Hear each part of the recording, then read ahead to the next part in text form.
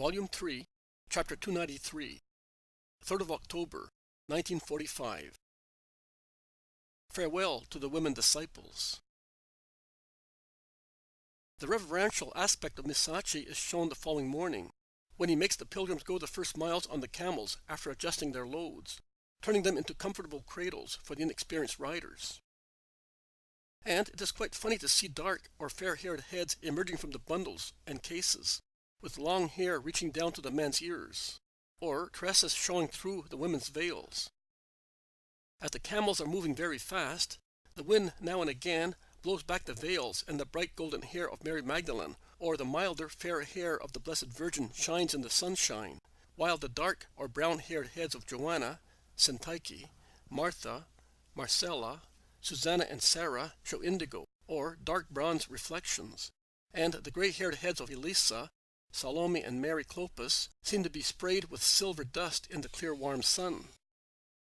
The men are proceeding bravely on the new means of transport, and Marjam is laughing happily.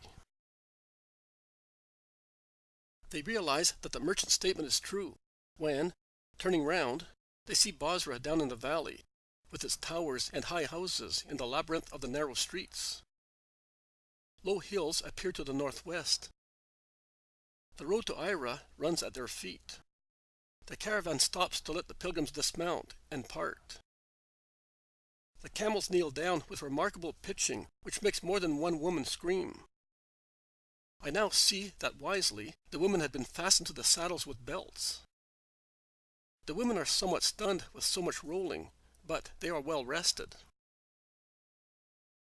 Missachi dismounts as well. He had taken Marjam up on his saddle, and while the cameleers resettle the loads in the usual way, he approaches Jesus to bid him goodbye once again. "Thank you, Missachi. You have saved us a lot of fatigue and time." "Yes. We have covered 20 miles in a short time. The camels have long legs, even if they do not amble smoothly. I do hope that the women have not suffered too much because of that." All the women reassure him that they are well rested and have not suffered. "You are now 6 miles from Arbela. May heaven accompany you and make your journey smooth. Goodbye, my lord. Allow me to kiss your holy feet. I am happy to have met you, Lord. Remember me." Missachi kisses Jesus' feet. He mounts again, and his cry makes the camels rise. And the caravan leaves at a gallop on the flat road, in a cloud of dust. A good man. I am all bruised, but in compensation, my feet have had a rest. But how much knocking! A north wind storm on the lake is nothing in comparison. Are you laughing? But I did not have the cushions the women had. Long live my boat. It is still the cleanest and safest thing. And now, let us pick up our bags and move on. They compete with one another in loading themselves.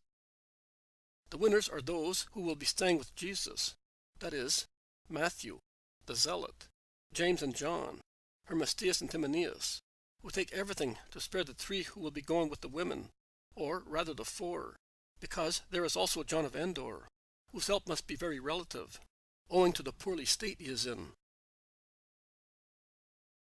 They walk fast for a few miles.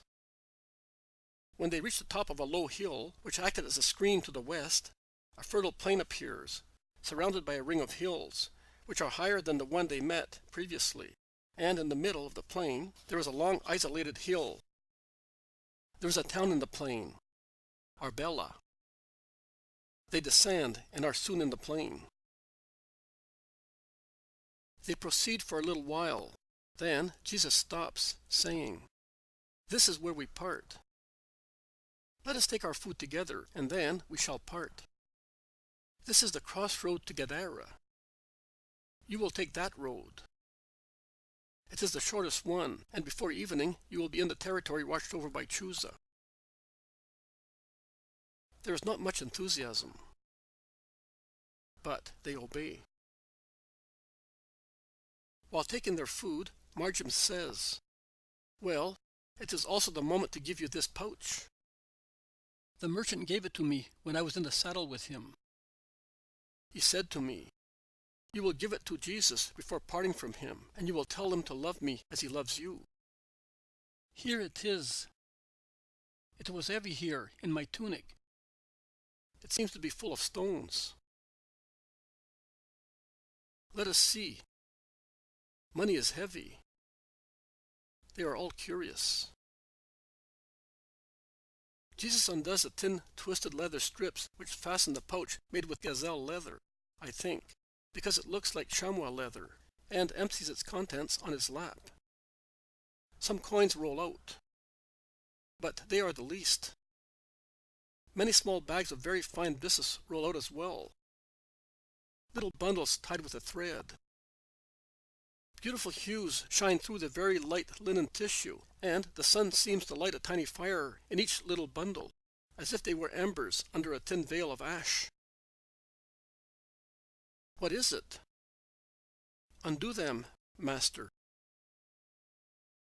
They are all bending over Jesus, who calmly unties the knot of a little bundle shining with golden reflections. Topazes of various sizes, still unrefined, sparkle clearly in the sun. Another little bundle, rubies, drops of coagulated blood. Another one, a precious delightful display of green emerald chips. Another one, bits of sky in pure sapphires. Another one, languid amethysts. Another, violet indigo of beryls. Another, wonderful black onyxes. And so on for 12 little bundles.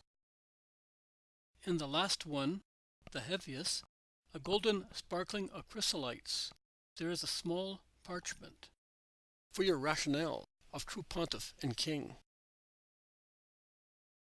Jesus' lap is a little meadow strewn with bright stripped petals.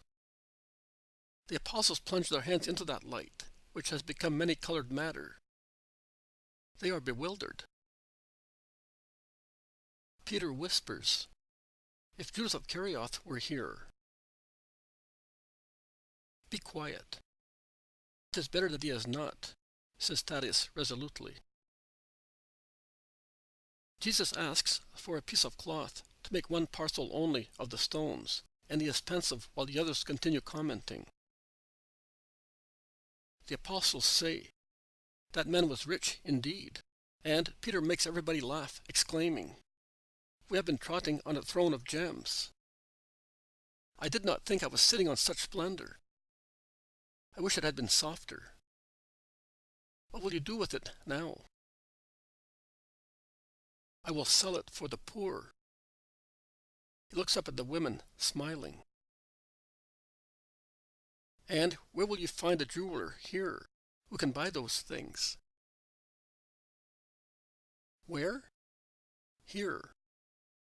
Joanna, Martha, Mary, will you buy my treasure?"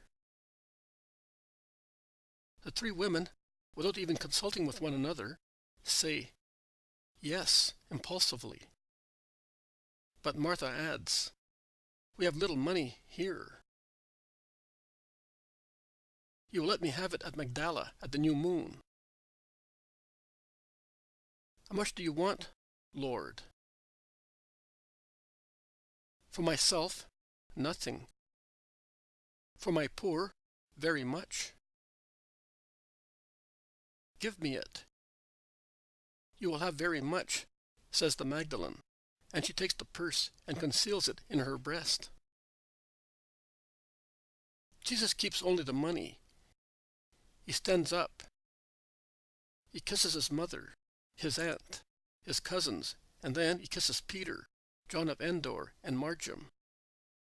He blesses the women and dismisses them.